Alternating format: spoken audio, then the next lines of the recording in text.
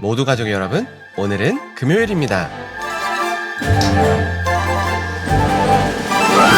저희 집 거실에서는 나무들이 보여요. 얼마 전까지는 초록색이었는데 벌써 빨간색, 노란색으로 변했네요. 더운 여름이 엊그제 같은데 시간이 벌써 이렇게 됐어요. 저는 이렇게 시간이 흘러가는 걸 느낄 때면 일하느라 바빠서 사랑하는 아이들이 커가는 걸 놓친 게 정말 아쉽더라고요. 그래서 저는 오늘 사랑하는 아이들과 아내에게 좀 더 사랑을 표현해 볼까 해요.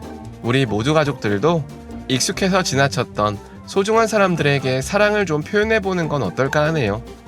네, 그럼 오늘도 묵상에 잘 참여해 주시고요. 꼭 댓글로 무엇을 느꼈는지를 나눠주세요. 한 줄이든 두 줄이든 나눠주시면 다른 사람들에게 큰 은혜가 됩니다. 그리고 오늘도 좋아요와 구독 잊지 말아주세요. 아셨죠? 그러면 오늘 본문인 사무엘상 21장 듣고 올게요. 제21장. 다윗이 노베 가서 제사장 아히멜렉에게 이르니 아히멜렉이 떨며 다윗을 영접하여 그에게 이르되 어찌하여 네가 홀로 있고 함께하는 자가 아무도 없느냐? 왕이 내게 일을 명령하고 이르시기를 내가 너를 보내는 것과 내게 명령한 일은 아무것도 사람에게 알리지 말라 하시기로 내가 나의 소년들을 이러이러한 곳으로 오라고 말하였나이다. 이제 당신의 수중에 무엇이 있나이까?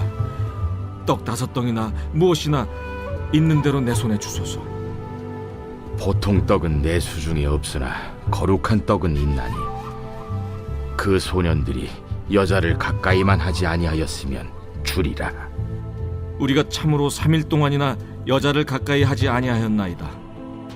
내가 떠난 길이 보통 여행이라도 소년들의 그릇이 성결하겠거든 하물며 오늘 그들의 그릇이 성결하지 아니하겠나이까? 제사장이 그 거룩한 떡을 주었으니 거기는 진설병 곧 여호와 앞에서 물려낸 떡밖에 없었습니다. 이 떡은 더운 떡을 드리는 날에 물려낸 것이더라. 그날에 사울의 신하 한 사람이 여호와 앞에 머물러 있었는데 그는 도액이라 이름하는 에돔 사람이요 사울의 목자장이었더라. 다윗이 아히멜렉에게 이르되 여기 당신의 수중에 창이나 칼이 없나이까? 왕의 일이 급함으로 내가 내 칼과 무기를 가지지 못하였나이다. 네가 엘라 골짜기에서 죽인 블레셋 사람 골리앗의 칼이 보자기에서여 에봇 뒤에 있으니 네가 그것을 가지려거든 가지라. 여기는 그것밖에 다른 것이 없느니라. 그 같은 것이 또 없나니 내게 주소서. 그날에 다윗이 사울을 두려워하여 일어나 도망하여 가드 왕 아기스에게로 가니 아기스의 신하들이 아기스에게 말하되 이는 그 땅의 왕 다윗이 아니니까? 무리가 춤추며 이 사람의 일을 노래하여 이르되 사울이 죽인 자는 천천히요 다윗은 만만이로다 하지 아니하였나이까? 다윗이 이 말을 그의 마음에 두고 가드 왕 아기스를 심히 두려워하여 그들 앞에서 그의 행동을 변하여 미친 채하고 대문짝에 그적거리며 침을 수염에 흘리매 아기스가 그의 신하에게 이르되 너희도 보거니와 이 사람이 미치광이로다. 어찌하여 그를 내게로 데려왔느냐? 내게 미치광이가 부족하여서 너희가 이 자를 데려다가 내 앞에서 미친 짓을 하게 하느냐? 이 자가 어찌 내 집에 들어오겠느냐? 하니라.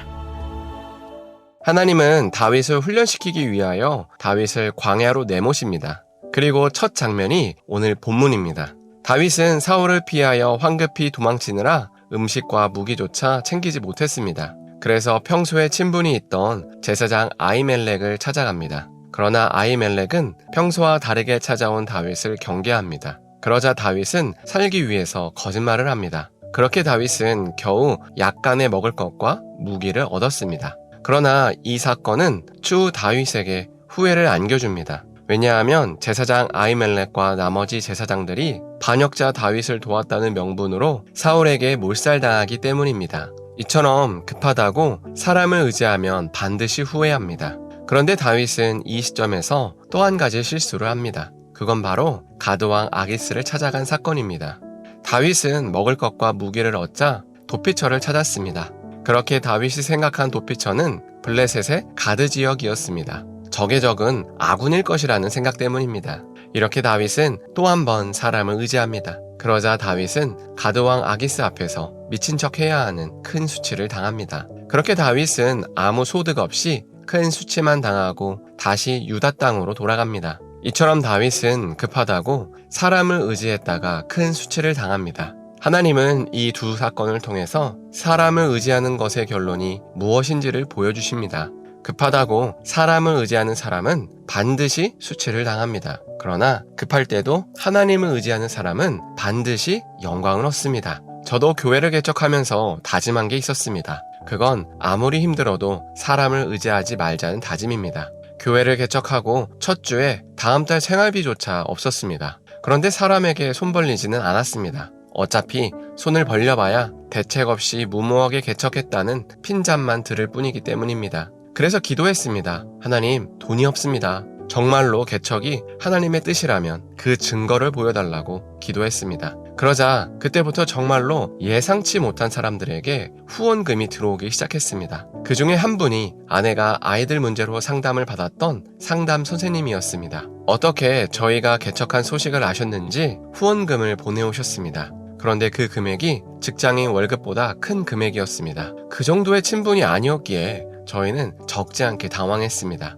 그래서 그때 하나님께서 일하신다는 것을 느꼈습니다. 그리고 얼마 지나지 않아서 몇 주 만에 3, 4개월치 생활비가 들어왔습니다. 이처럼 하나님을 의지하면 영광을 얻습니다. 하지만 사람을 의지하면 수치만 당합니다. 그래서 우리가 오늘 하루를 살 때 아무리 급해도 사람을 의지하지 않았으면 좋겠습니다. 사람에게 손 벌리면 반드시 수치를 당합니다. 그러나 그런 순간조차 하나님을 의지하면 하나님의 영광을 볼 수 있다는 사실을 기억하셨으면 좋겠습니다. 기도하겠습니다.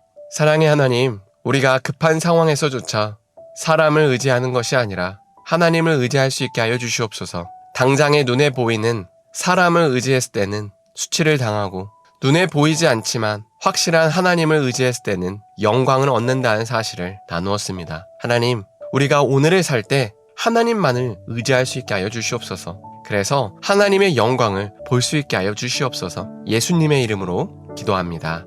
아멘.